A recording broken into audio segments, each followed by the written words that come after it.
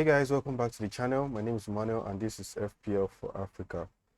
Okay, so in today's video, we'll be going over my team selection for the semi-final round. Before we get there, let's look over at how my team performed in the quarterfinal stage. That's the last round. I started off with, who was my captain at the initial stage? I think it was, Immobile, of which he flopped massive. Oh, it was actually Ferran Torres, and he flopped massively. But he turned out to be a better pick than Sarabia. At least he gave me an extra point on that, so that's fine. And I finished about 55 points, which currently put me on the top 5,000 rank or something like that, with a total of 330 points. So we're still looking good. On this semi-final stage, we have about 5 free transfers to make, of which I've used up all my transfers. This is actually the team selection video and not the players to pick.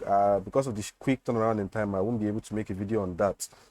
But of course, those of us who have been following my team from now would understand why I'm making these picks at this point in time, knowing that I used my wild card in the last stage. Okay, so I'll be going with, of course, Immobile remains in the team. I can't move him out because, of course, we need playing players.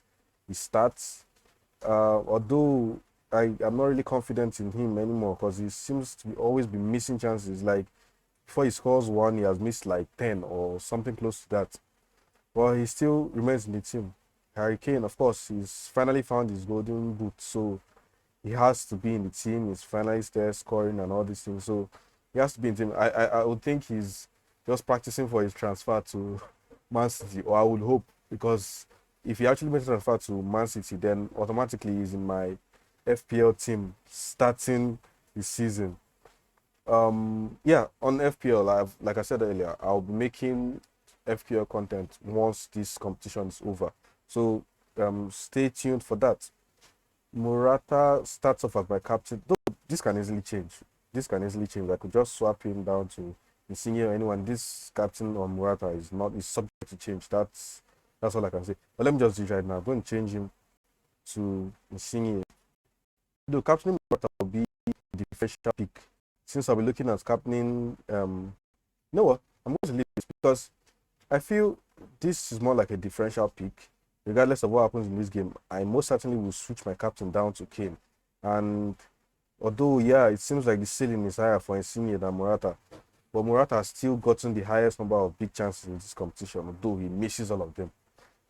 Yeah, he was also one of my transfers made.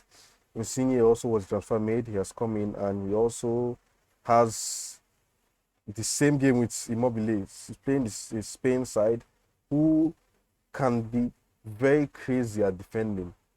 I think the same Spain side has considered 3 goals against Croatia, so they can be very, very erratic. Ferran Torres remains in the team. Damsgaard also stays here for Denmark. Against England, though they are likely to lose this game because the momentum the English team are on now. These guys just don't want to concede yet. As Filiqueta, he was already in the team, so he stays here. If I hadn't gotten him, then I'll be looking at getting maybe Jordi Alba or something. But since I already have him, he stays in the team.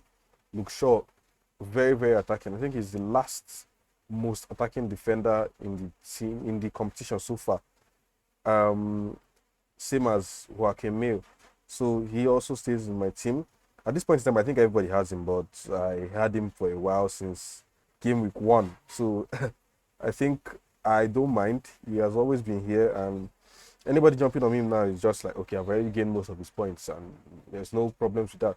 Of course, the teams now we can pick from are very limited, just 4. That's why we have the 5 free transfers, and we also have in the next round as well. Emerson comes in because Spinazzola is injured, and he's more likely to start as left back. Though there is a kind of rumor that Toloi might start, but I don't think so. I think Emerson would nail this position. Unai Simon, Spanish goalkeeper, he stays here.